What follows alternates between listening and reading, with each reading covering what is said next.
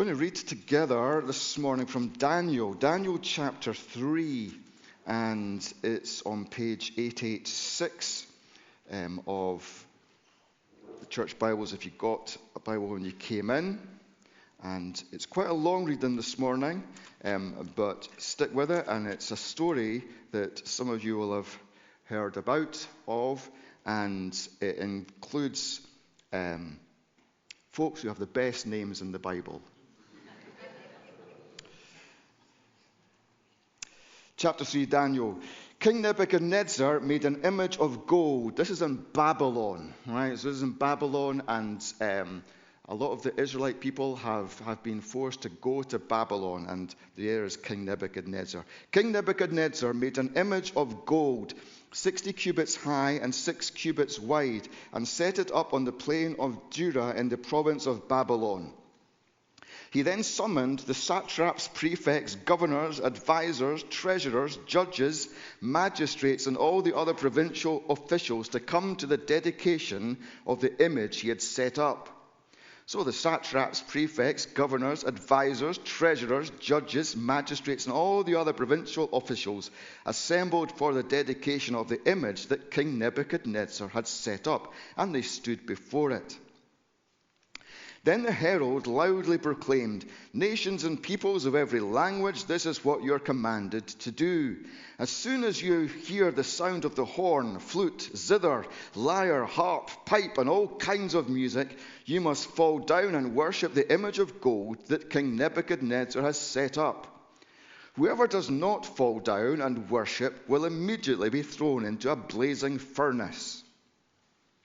Therefore, as soon as they heard the sound of the horn, flute, zither, lyre, harp, and all kinds of music, all the nations and peoples of every language fell down and worshipped the image of gold that King Nebuchadnezzar had set up.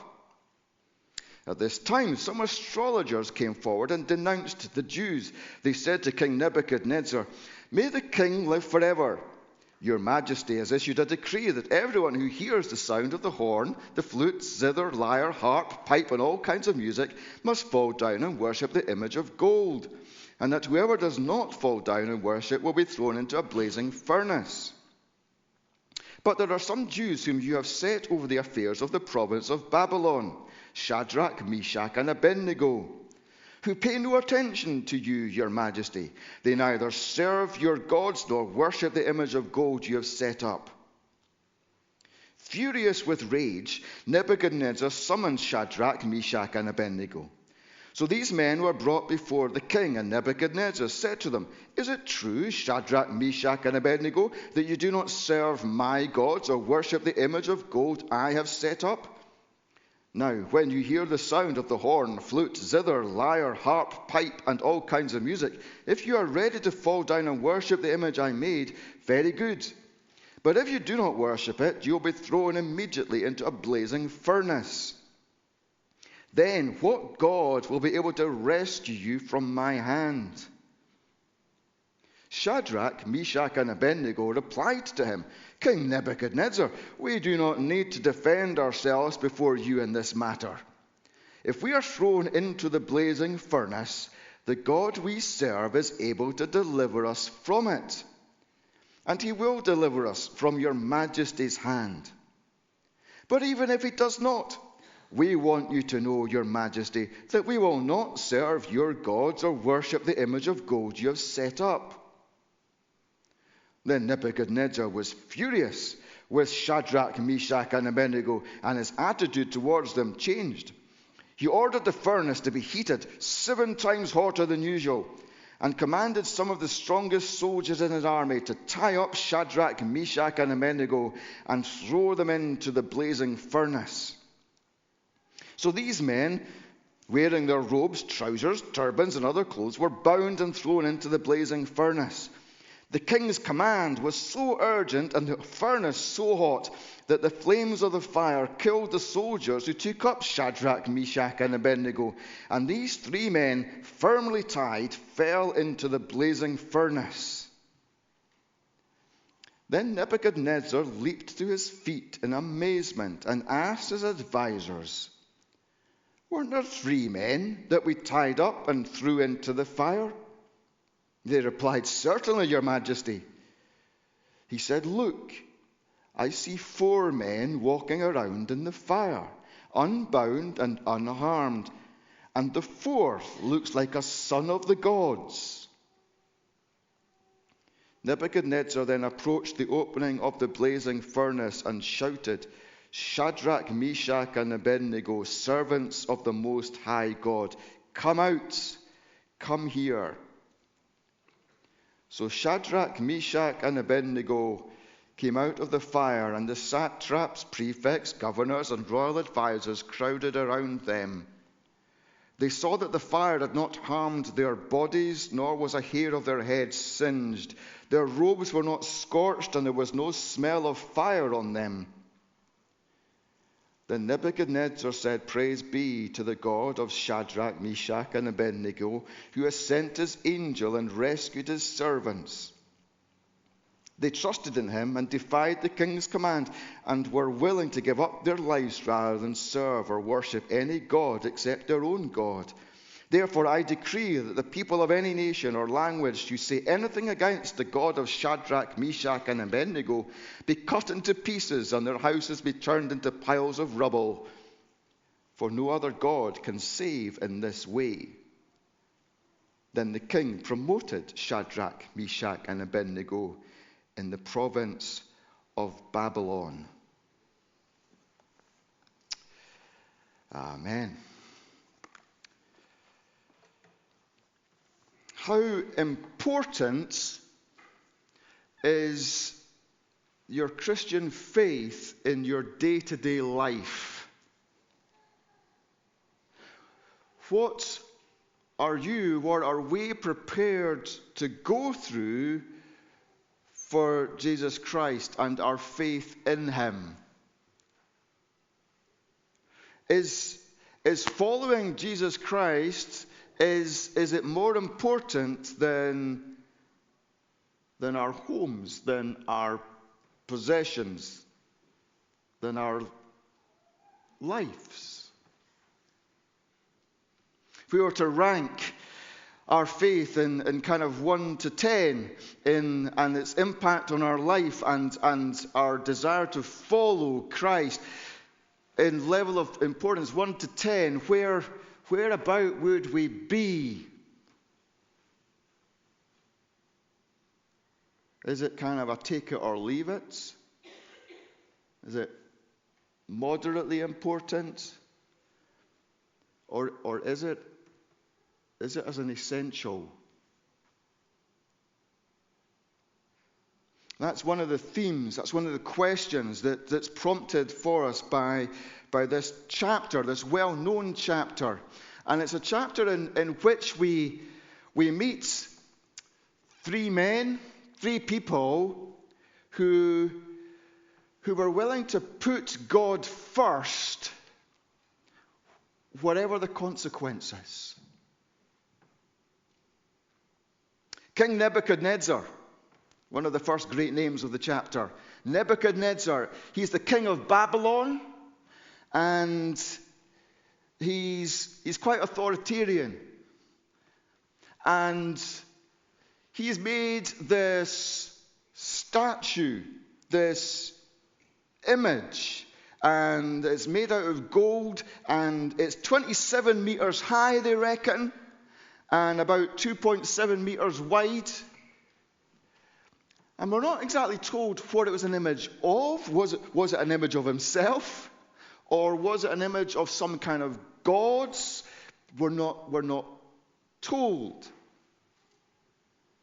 But what is clear is that there was a clear expectation.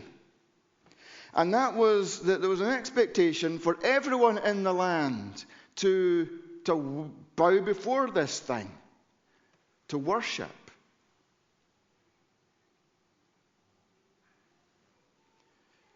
Nations and peoples of every language, this is what you're commanded to do. As soon as you hear the sound of the music group, as soon as you hear the sound of the horn, the flute, the zither, the lyre, the harp, the pipe, and all kinds of music, you must fall down and worship this image. Whoever doesn't do so will face the blazing furnace. There's going to be music.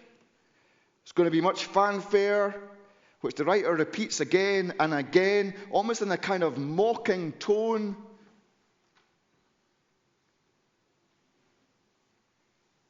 And everyone was to bow.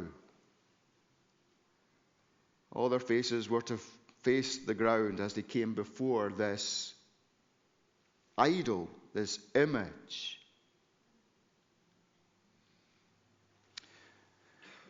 And this led to a dilemma for Shadrach, Meshach, and Abednego, the best names in the Bible.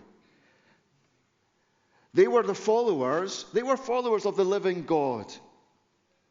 They had been brought to Babylon, basically as exiles. So Babylon had overtaken many of the nations, and they had gone to the people of Israel, and they had basically taken all the best people and said, you guys, you're coming over here, we're going to use you to be part of our government, to be part of whatever, our civil service, in order to make Babylon great. And so these guys were taken from their homes, and they had settled in Babylon. But they, even though they were in Babylon, they still followed their God, the living God.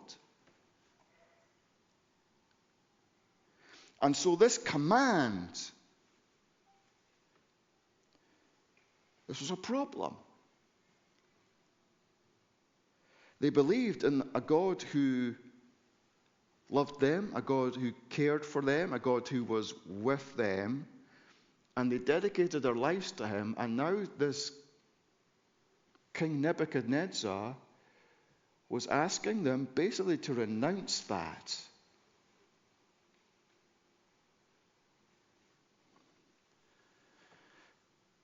They knew the Ten Commandments. Right at the beginning, you shall have no other gods before me. You shall not make for yourself an image in the form of anything in heaven above, or on the earth below, or the waters below. You shall not bow down to them or worship them. So what were they going to do? It was either bow down or burn.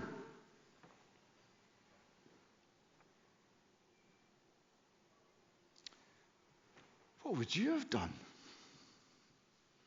What would I have done? The temptation might have been to kind of rationalize it to themselves. They could have said, well, I'll bow down, but I'll have my fingers crossed behind me. We'll bow down, but we'll not really worship. We'll just do it quickly. Nobody will know.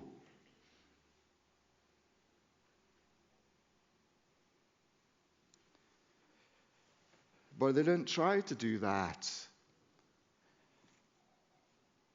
They were very clear, we cannot do this. We can't bow before this idol because of what it would indicate to others, and because it would involve renouncing the God that they trusted, the God that they loved, the God that they believed in.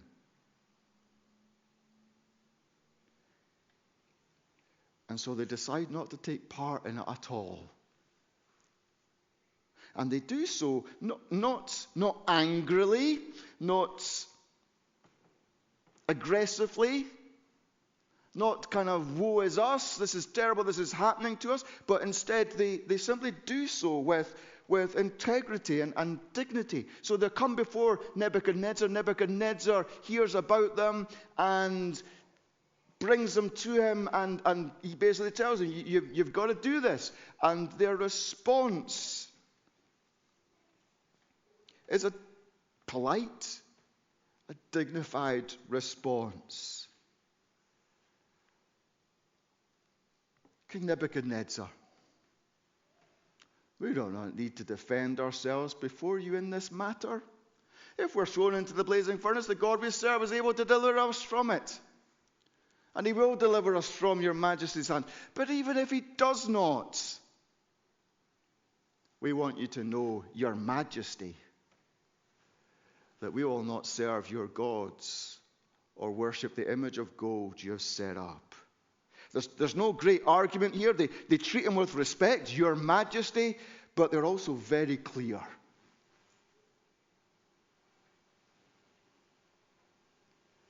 A total trust in their God. A belief that God could save them from the furnace. But that even if he didn't, they were happy to put themselves in God's hands. This is the God we know, your majesty. This is the God that we've entrusted our lives to. And we will not betray him, not even for you.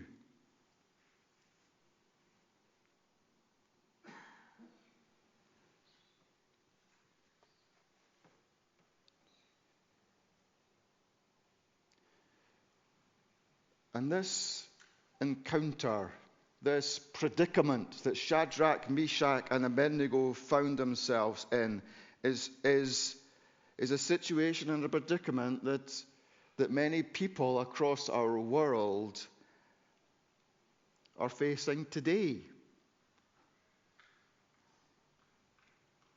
Whether it be in Iran, Afghanistan, North Korea, as they seek to follow Christ, as they seek to make him known, as they live for him in their Babylon.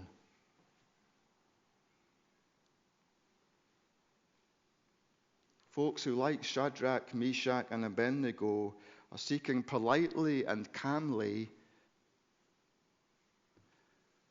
to follow Christ. Amidst all the challenges, amidst all the threats.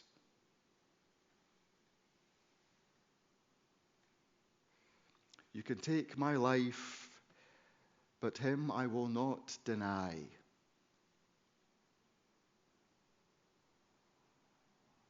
That is what Shadrach, Meshach, and Abednego said, and that's what many others say in effect today.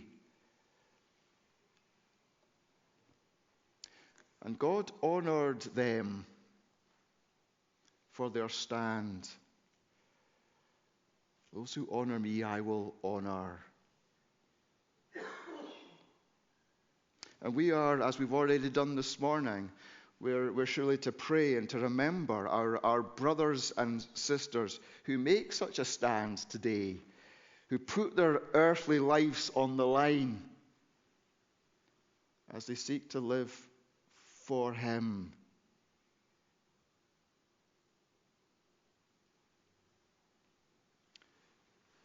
But it's also a challenge for us with all that we take for granted.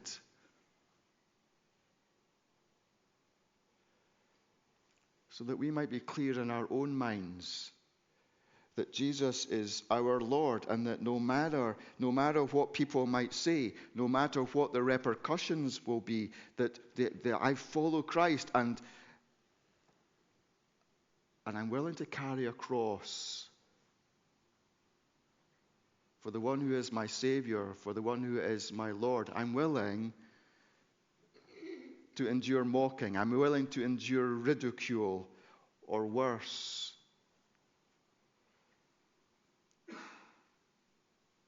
Just like Shadrach, Meshach, and Abednego.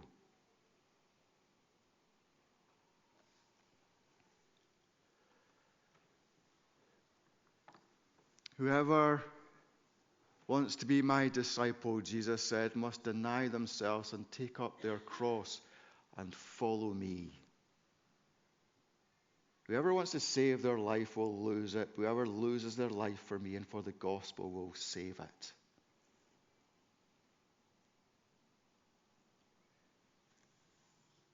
People prepared to put God first, whatever the consequences. that us?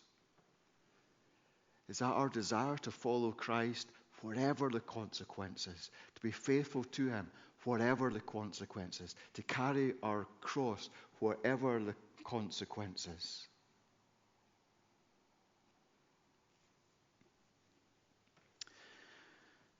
The other thing, though, that we discover in this chapter, we don't just meet people who are willing to follow whatever the consequences. We also find people who experience God's presence in their trials or in their suffering. Nebuchadnezzar is furious. He is really angry. He hates it when he doesn't get his own way. Perhaps you know people like that. Perhaps you are like that. He can't believe that these people are refusing to do what he's told them. He's the king after all. How dare you be so arrogant? How dare you, in a sense, rub my name in it? And because I'm the king.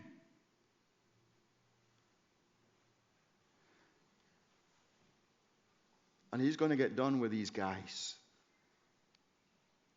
He asks for the furnace to be heated 7 times hotter than before.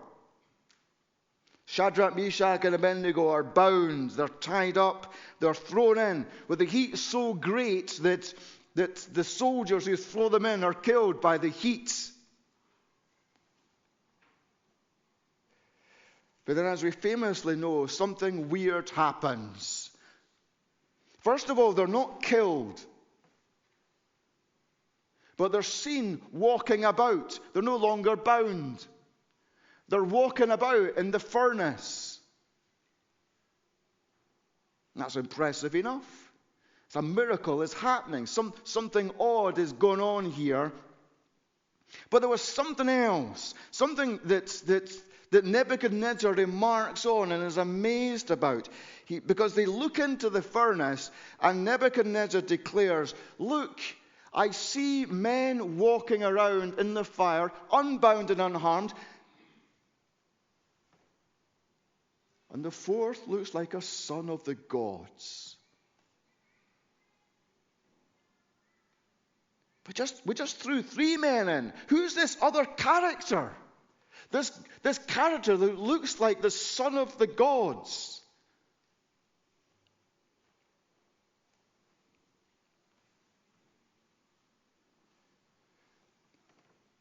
Is this the pre-incarnate Christ? That it was actually the Son of God who was there with them in the furnace? It was the presence of God, wasn't it? Who was with them in the fire. There he was.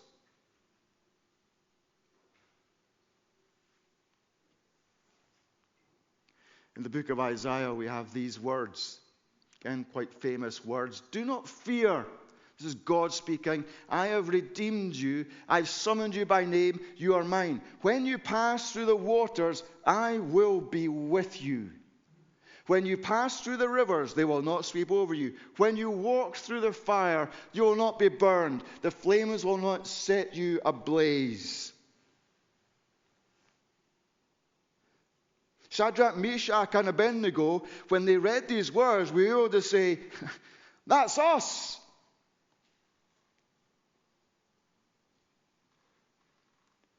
God has delivered us, and God was with us. I will be with you. That's right. He was with us.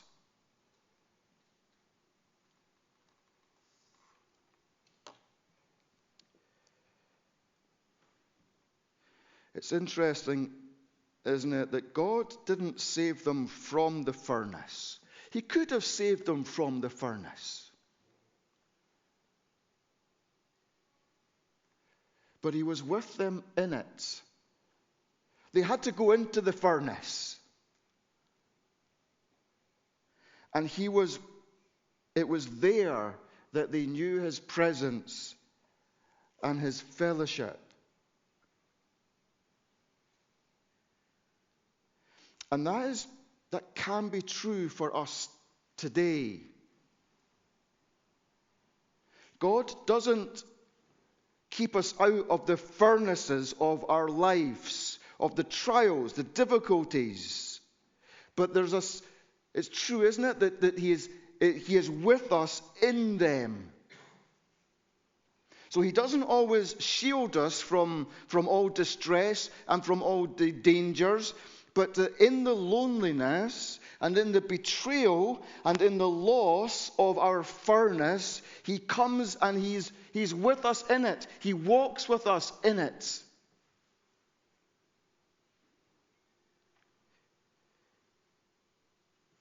And we can know Him in a deeper sense and in a deeper way for having been in the furnace and having Him with us.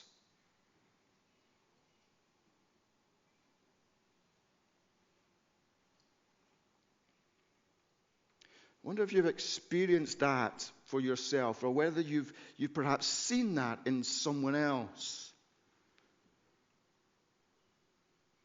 Someone has been through difficulties in their lives. Something has happened in their lives. They've had their furnace experience. And through having that furnace experience, they have a closer relationship to God than they did before.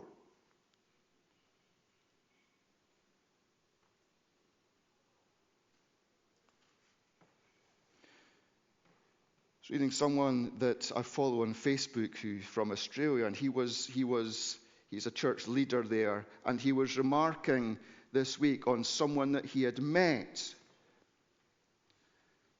And this someone had endured bad stuff happening in their lives, bereavement in their lives. And he was remarking on how this person, in the difficulties and in the furnace, as it were, had known God's presence in a way that he himself hadn't, because he hadn't been in that experience. He hadn't been in that furnace. He hadn't been in these difficulties. And the person that he was talking about then commented later on about what had been going on. And he said these words. He said, "It was a terrible time. It was a terrible time. But he said, it was also a blessed time." So he wasn't underplaying the terribleness of what he had been through, the furnace. But he was saying that in that furnace, I knew God closer than I've ever known him before. I knew his love. I knew his help. I knew his presence. So terrible.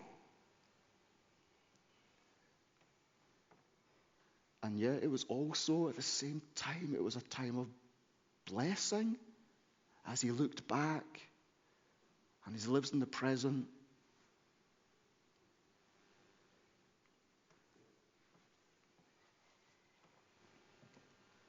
It may be that today you are facing a fiery furnace. You may be in it this morning. Perhaps through a stand that you have made for him, like Shadrach, Meshach, and Abednego. You're following Christ in your day-to-day life, and it is costly. Or it may be through illness, through bereavement, or whatever it might be, family circumstances. Things are just happening out with your control, and you're in the furnace.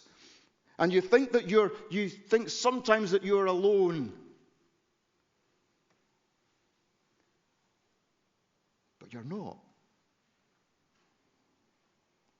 For Christ, who gave himself for you, is walking around in the furnace with you. And he promises never to leave you or to forsake you.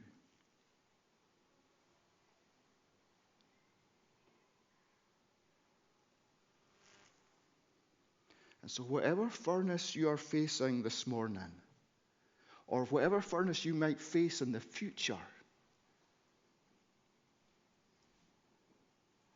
You're not standing there alone. The same Christ who walked with Shadrach, Meshach, and Abednego still walks with his people.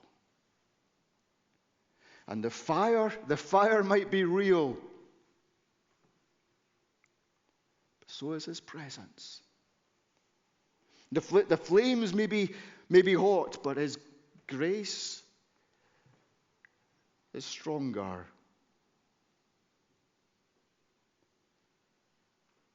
And when the smoke clears,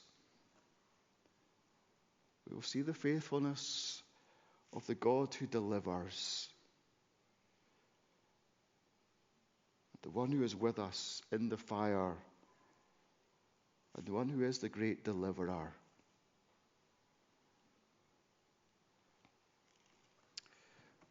Let's pray together.